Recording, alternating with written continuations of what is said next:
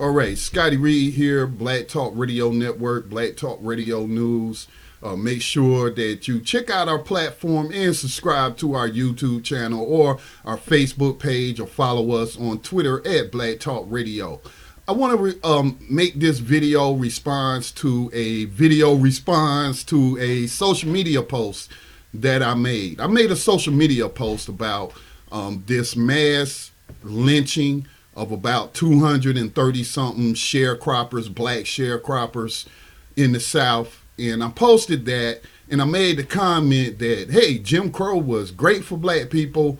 It made us independent. It made us work together and thrive. And of course, I was being sarcastic, and they don't have a sarcastic emoji on social media. So, you know, some people want to know where I'm coming from when I make such comments. And it's not the first time I've been making sarcastic comments whenever I share something that is documenting the terrorism and genocide that black people have faced behind the enemy lines of USA Inc.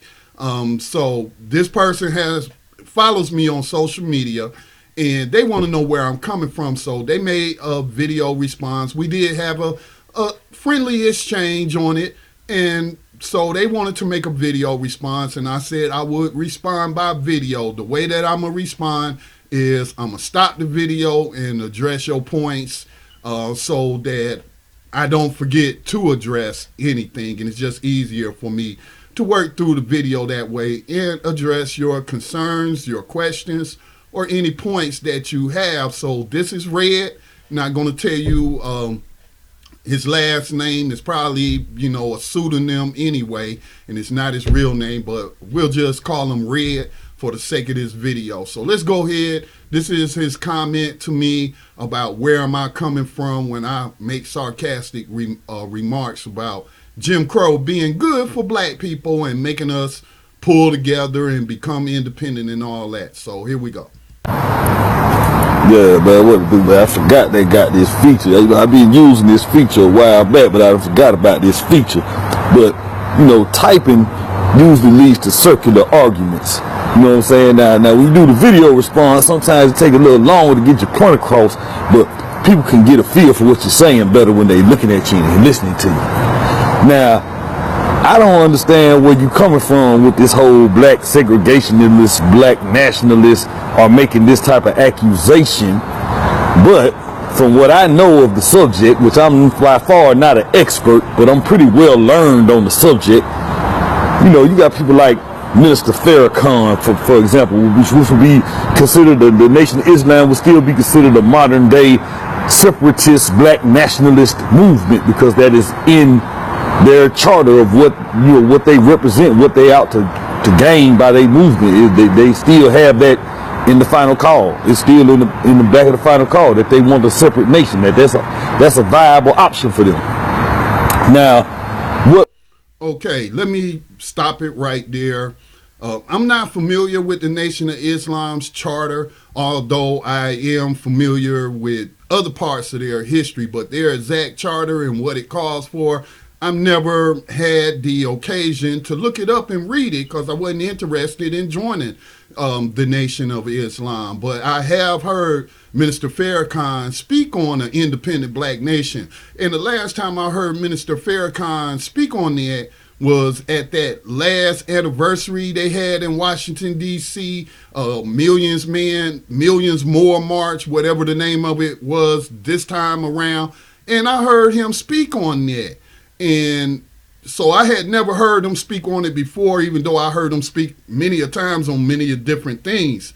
But that was the first time I heard him push for, or even mention, he wasn't really pushing for it, but he was simply mentioning it. But I was taken aback when he said that we need to recruit Barack Obama to be the president of this new black nation that we're going to create. Now, I'm like, I thought you was tight with Muammar Gaddafi. He tried to give y'all a bunch of money. I know the United States government wouldn't allow y'all to accept the money for black people from Muammar Gaddafi, but you said this man was your friend and all this. So how you going to recruit the former CEO of USA Inc. to be the president of a new black nation, and he murdered your friend.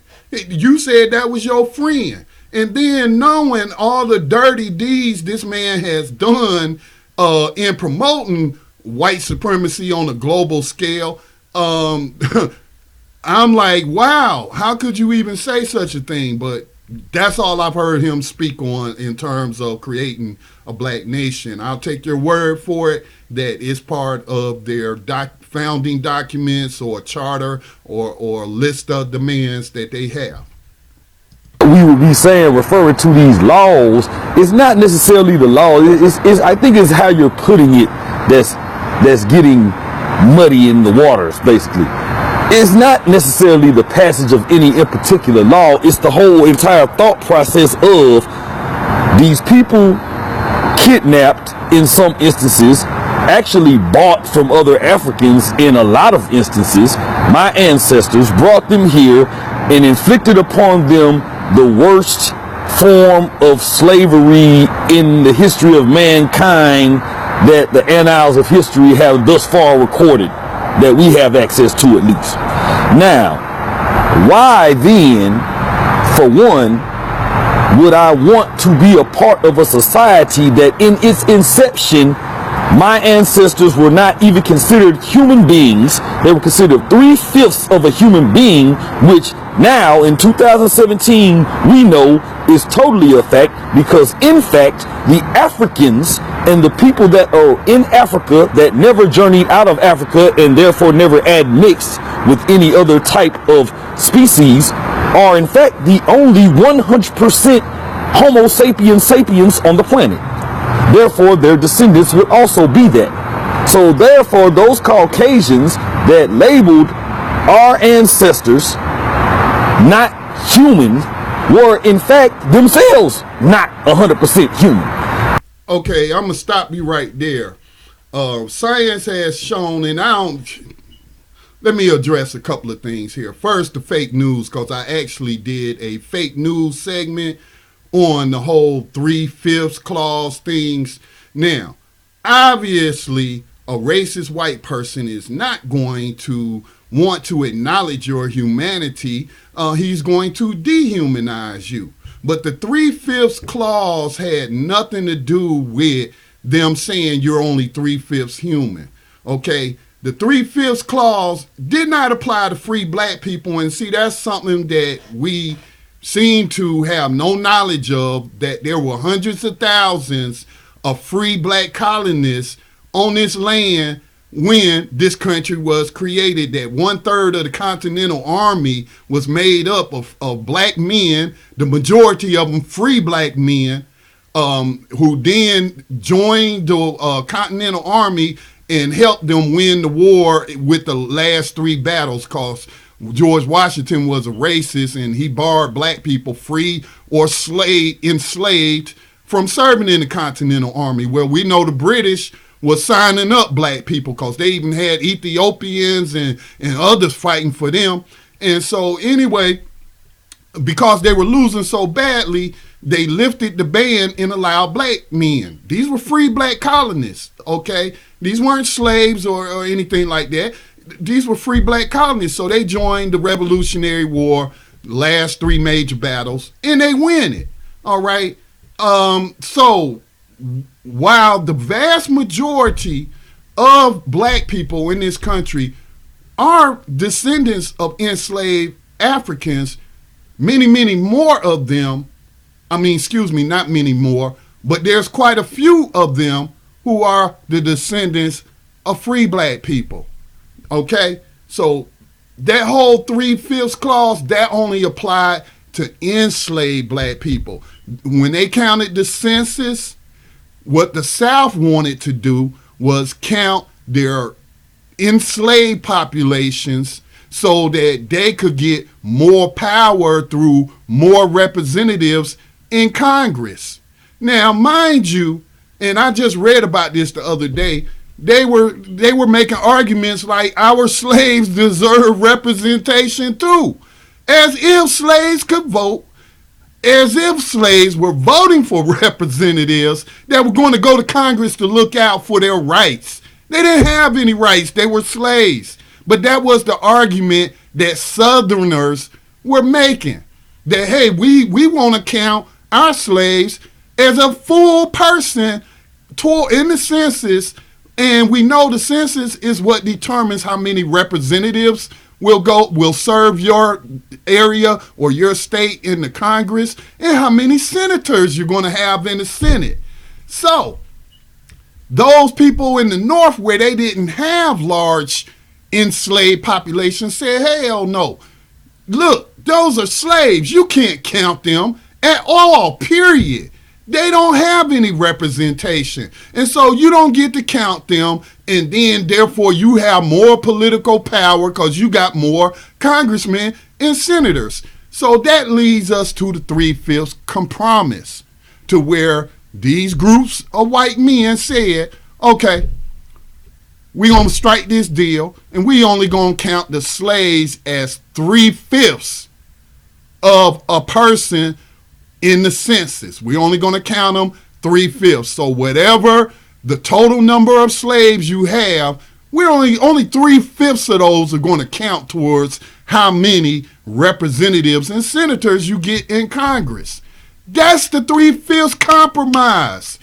We have to read, people. We have to read. I know that's a popular thing that we hear in the black community.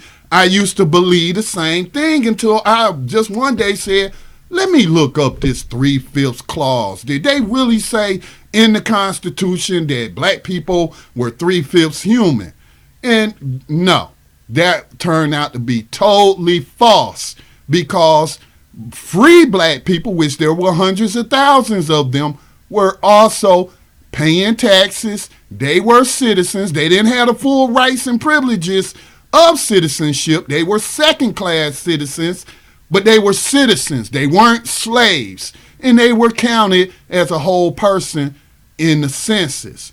So that whole 3/5 argument is not based on anything that's real. You have to put some context behind that. And then also, the vast majority, and I like how you acknowledge, because this is what a lot of us do not want to do, is acknowledge the role of Africans in the transatlantic slave trade. And, you know, we want to make excuses and we don't want to acknowledge that part of it.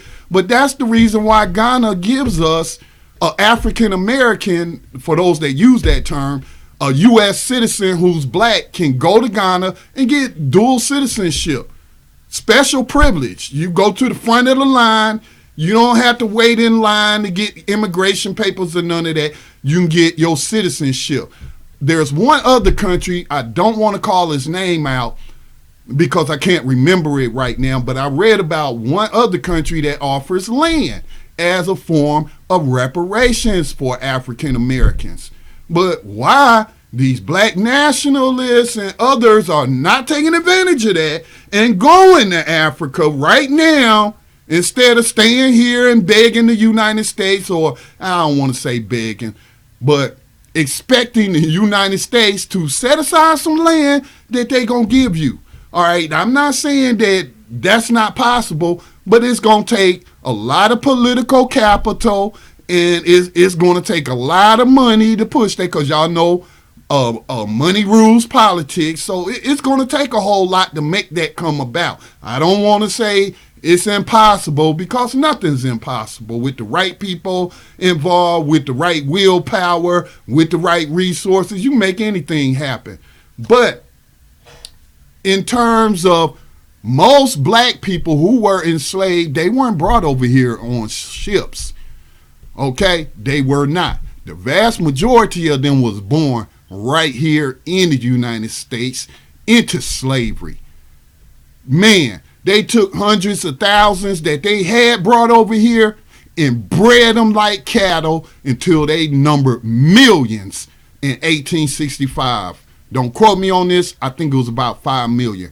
But the majority of them were born on this continent. They weren't born in Africa. They had never been to Africa. They had very few of them maintain any kind of African cultural practices because as slaves they weren't allowed to. Now, I think you're about to say the whole ideal that, well, let me just continue on. I hope that I addressed that portion, but the whole main thing I wanted to address was the whole 3/5 of a human notion. You had to put that in context because a lot of time it's not being put in context. And all people had to do was Google the 3/5 clause and you will know everything I just told you was true. But that's beside the point. Why would we want to be in a society that was founded upon that thought process and was founded in order to have our people be the sole burden bearers and not even be recognized as human beings? Why would we want to be a part of a society like that when we have the opportunity to leave and start our own and have our own? Okay, let me stop it right there. You didn't have an opportunity to lead to start your own because, again, all black people were not slaves. Black people, and this is history that's not taught, are just as much a part of the founding of this country as anybody else. In fact, I would argue that the founding father of the American Revolution was a black man by the name of Crispus Attucks, who was the agitator and who confronted the British troops for their brutality against a teenager in Boston. And so he and other colonists got together and went to confront. That's the father of the American Revolution. That's the first time that that colonists stood up to the oppressive British. All right. And I already told you how 1/3 of the Continental Army was black people, not slaves. Okay. Now, what we're looking at is the fact that we had some slavers by the name of Washington, Jefferson. I don't know if he owned any slaves, but he was certainly a racist, Benjamin, whatever his name was. But anyway, those people snuck off on their own and held the first constitutional convention. I think it was held in Pennsylvania, in Philadelphia. They didn't invite everybody who participated in the revolution and made it possible. They went off and did this on their own. And then everybody else just went along with it. I've often asked myself the question is, after they got through with the British, why those free black people and any allies they may have had among Native Americans or anybody, why they didn't turn the guns on the slavers? That's a question I have to ask, how different this country might be. Now, you saying that why would anybody want to be a part of it? You was born part of it. You was born into this society. I mean, we have to start looking up the definitions of words. All society means is a group of people. All right, let me pull up the dictionary definition so that there's no confusion about society. But you were already a part of it, whether you were part of it as a free black person or whether you were part of it as an enslaved African. Okay, so society, let's pull up that definition so there's no confusion what we're talking about. The aggregate of people living together in a more or less ordered community. Okay. Black people have always had their own communities apart from white people. All right. That's even true today. Isn't it? Because most people segregate themselves. Now, maybe you're talking about part of a nation because how were they going to get to Africa?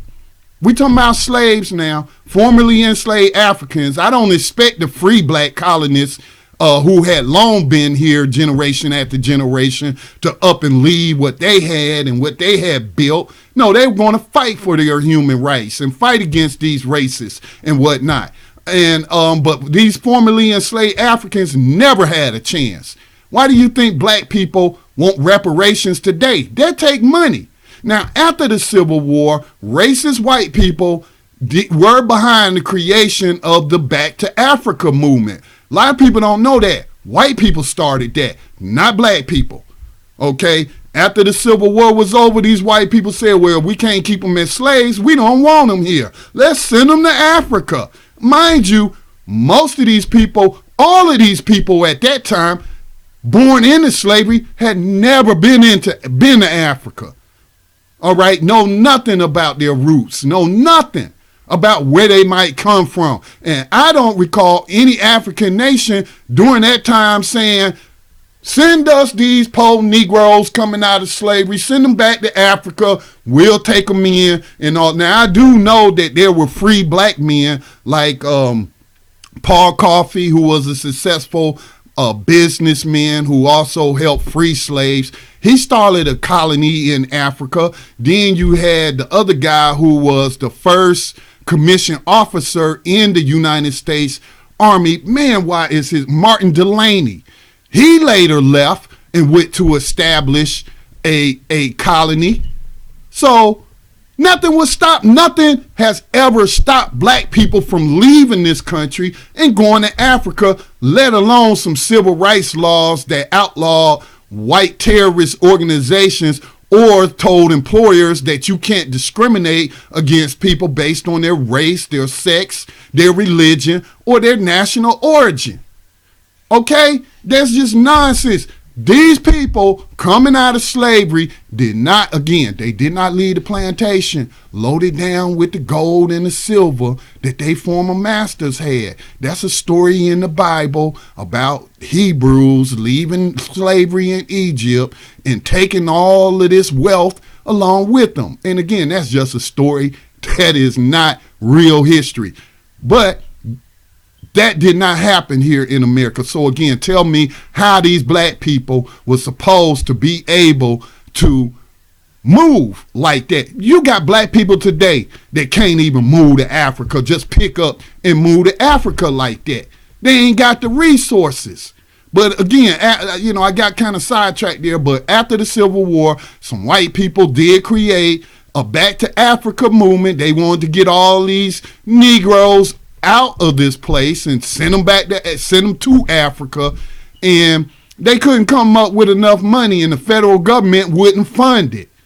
Okay, they wouldn't fund it because Lincoln, that racist man, was a big part of that movement too. He wanted to send all black people to Africa, saying, oh, well, they'll never be able to live together and in peace and harmony because the Negro is so inferior and all that. We might as well send these Negroes to Africa and let Africa deal with them. Okay? So you had a Back to Africa movement that was started by white people, and they wouldn't even fund it. And these black people could not fund it. Okay, they could not fund millions of black people moving to Africa. Now, again, let's also look at Africa during that time period. In the 1800s, when did Africa get its independence, quote unquote independence? In the 1960s, I believe, is when the first colonized African nation got its independence. So if we're talking about any time between 1865 in 1960, so you gonna take formerly enslaved black people who don't speak nothing but English, who aren't educated, okay, and you gonna ship them to Africa to do what? When all of Africa was colonized and under brutal tyranny. Okay? Man, what do y'all think? Africa was a utopia back then or something? So that's like jumping out the frying pan and into the fire. Okay? There was no safe space. Not even on the continent of Africa. And again, people act like that's just so easy to do. Well, white people did create Liberia for you. Why are y'all still here? If that's what you want to do, why you haven't gone to Liberia? Any black person who wanted to start a movement, there was Liberia right there. Why didn't they just go? Why didn't they go? Wasn't no civil rights laws stopping them. Why haven't any of these black separatist groups or organization over the years, they have not even established a colony in a nation of Africa? No presence whatsoever. So again, this is just nonsense. And for people to sit up there and act like, black, that civil rights or me telling the federal government that I want a law that says it's illegal for these people to discriminate against me, or I want a law that's going to be followed by some action to destroy these terrorist organizations that's terrorizing me. Why y'all trying to make that out to be a bad thing, or that it led to this mentality that was stopping black people from achieving anything they put their mind to achieve? Like I mentioned to this brother, I faced discrimination when I first got into internet radio. I was on a platform owned by white people. They practiced discrimination against us because we had a program called Black Talk Radio, and it was a collective of various black hosts, and we was, just going to do our thing. Oh, you can't have that name, Black Talk Radio, and what if I put up something called White Talk Radio and all this and that? And then I got suspended. I got suspended for like 2 weeks, but it only lasted a week because black people got mad and said, that's not right what y'all doing, and they restored my account. Now, I could have had the mindset of, I'm so thankful that they gave me my account back and I can stream on their platform again. But that's not the attitude I had. The attitude that I had was, I don't like people taking my voice away. And since it's their platform, what can I do? Their rules. So what did I do? I created Black Talk Radio Network, which since 2008 has become the world's largest independent black radio platform in the world. Not just the United States, in the world. So I'm not buying into asking the federal government to recognize your rights and protect your rights and treat you like the citizen you said I am. How that can change somebody's mindset of wanting to be a part of this, that, or the other. You already part of it. They're already taking your taxes. They rule over you. You got to follow their laws. You can't do nothing. You can't run a business without their permission. You already a part of it. Even during segregation, like people talk about integration. I don't know why they call that integration. Black people were already been integrated into U.S. society, just on the bottom, as slaves, and then as second-class citizens in the case of the free black people who were not slaves. And then after that period of slavery, post-1865, was over, black people still being treated like all of us, free or formerly enslaved, still being treated like second-class citizens, even though we made these great contributions to establishing this nation. And so they was like, no, I'm not leaving. What I built with my blood, my sweat, I'm not leaving. I helped establish this. No, you're going to treat me like a human being. That's how I demand to be treated. And I'm going to fight for those rights. Now, to me, somebody that said, you know what, these white people ain't ever going to treat us right, so let's leave what we helped build and help pay for and bled for. Let's just leave it and let them have it. And I'm just going to go run off somewhere where I think I'm going to be safe. Again, where was they going to run to? Colonial Africa? Come on. Let's think. Let's put everything in the context and stop blaming victims of racism and saying that victims of racism wanting to be treated as human beings in the land that they was born in was giving in to some kind of mentality that, I want to be just like white people. I want to, whatever. No. And it's mighty funny. Well, it's not really funny, but if you go look up, one of those black segregationists started an organization called the what was it? The United Negro Improvement. United Negro Improvement Association. Go look at their 1918 charter. In that 1918 charter, they name out all the evils and horrors of segregation, and they call for an end to all of it.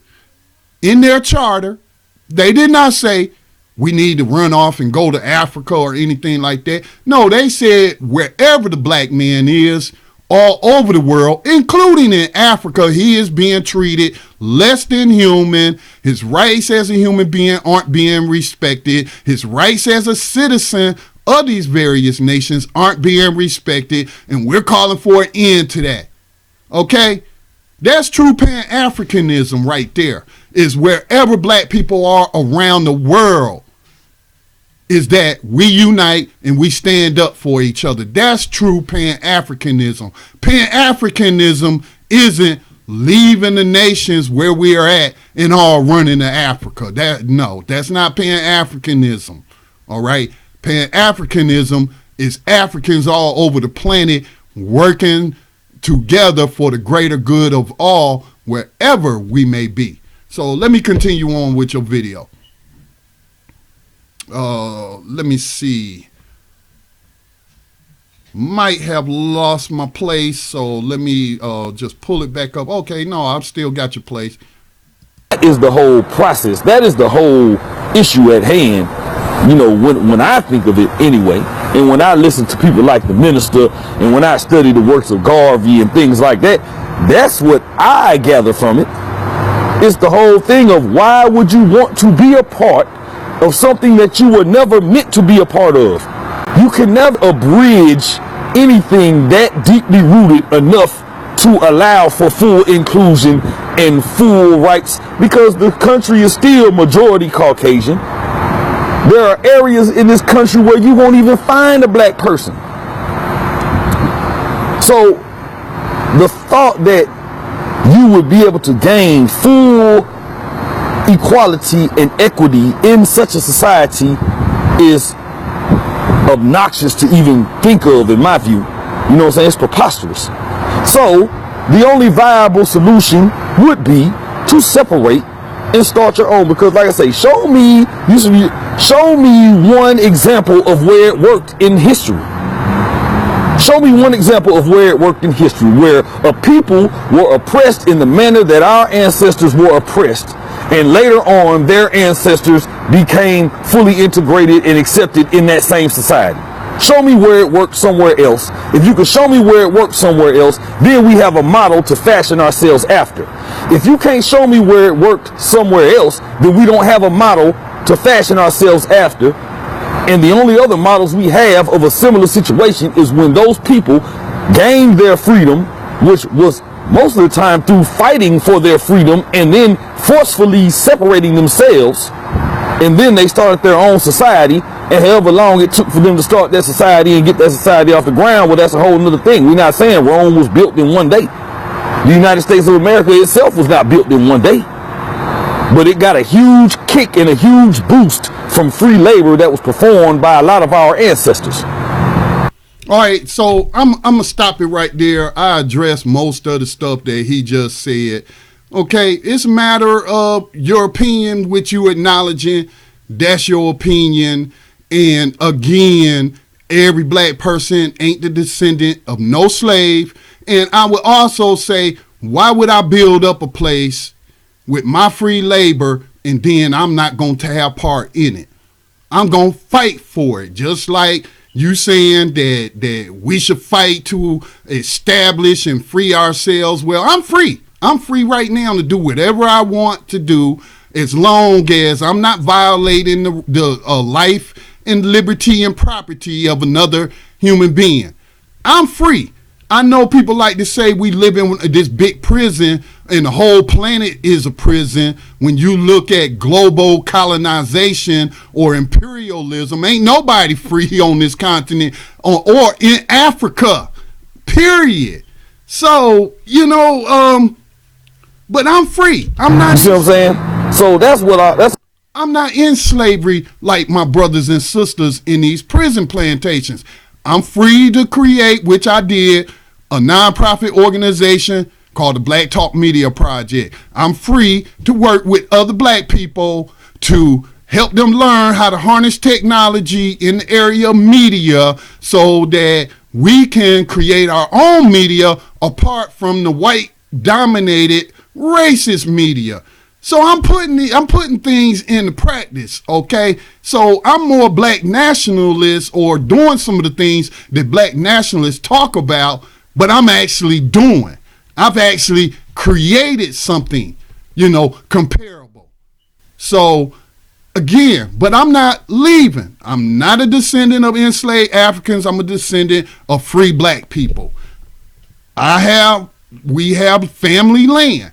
I'm not going to say, oh, I'm going to abandon all this and I'm just going to go somewhere in Africa, not knowing where, what I'm going to do, or how I'm going to get the land and all this. It's not as simple. And granted, you said Rome ain't built in a day. I understand that.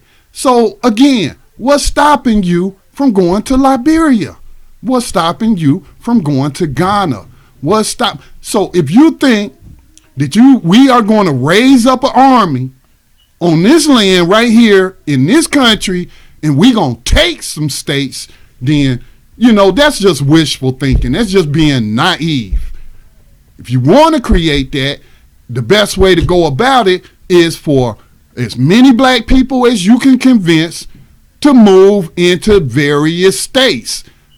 How about all the black people up north come back down south where the majority of black people are anyway? Let's get a majority in one state and take it over and running all the politics, and we in control of the state. Show me that first before you start talking about you can build a nation. Because Dr. John Henry Clark even talked about that. It takes a lot to start a nation, let alone maintain a nation. And black people ain't ready for that. They ain't ready for that. And black people coming out of slavery in a generation or two weren't ready to do it either. They didn't have the resources. Okay? And again, for those people that want to do that, ain't nothing stopping you. Nothing stopping you but you. So don't be hating on other black people because they don't want to follow you on this adventure. Okay? Don't hate on Dr. King or anybody else for working for civil rights laws to do what the UNIA should happen, and that is our human rights be respected in law. Okay, and protected by law. That's in, you mentioned Garvey. Go look at the UNIA charter and see what it says. Now, what happened to Garvey, I don't know. After he got out of prison and he was writing that white nationalist was his pen pal buddy, and then he get out of prison and then he started going to work with these racist crackers down here in the South and giving speeches, thanking the Klan, talking about, what's this quote? I regard the Klan, the Anglo-Saxon clubs, and white American societies, as far as the Negro is concerned, as better friends of the race than all other groups of hypocritical whites put together. I like honesty and fair play. You may call me a Klansman if you will, but potentially every white man is a Klansman as far as the Negro in competition with whites socially, economically, and politically is concerned, and there is no use lying. So I don't know what was up with him. I know he was trying to get them racist crackers to give him some land that was in the KKK and what have you. And he went to go meet with that grand wizard to kiss the ring and all of that. Man, get out of here with that. I ain't trying to follow behind nobody who could not work with other African Americans, and everybody try to put it on Du Bois and everybody else like they were the problem when it was Garvey. It was Garvey. And saying, oh, he trying to take a dig at Du Bois and the NAACP, which was started by some Jewish white people who funded it. Okay? So he's saying, hey, I'd rather be down with the Klan than I would with some white people who actually started an organization that says it's wrong for the Klan to be lynching Negroes. Okay? No way you can convince me that this dude was not a sellout. He sold out his own organization's charter.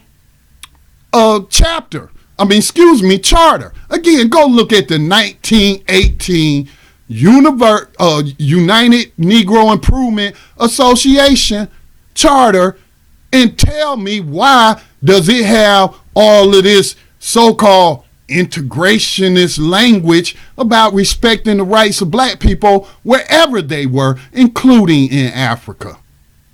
That's what I'm saying. Then after you get out of prison 4 years later, you sounding like a white nationalist thanking the white man for Jim Crow. Well, that's including the lynchings, the legal discrimination, and all of that. Why didn't he go to Africa?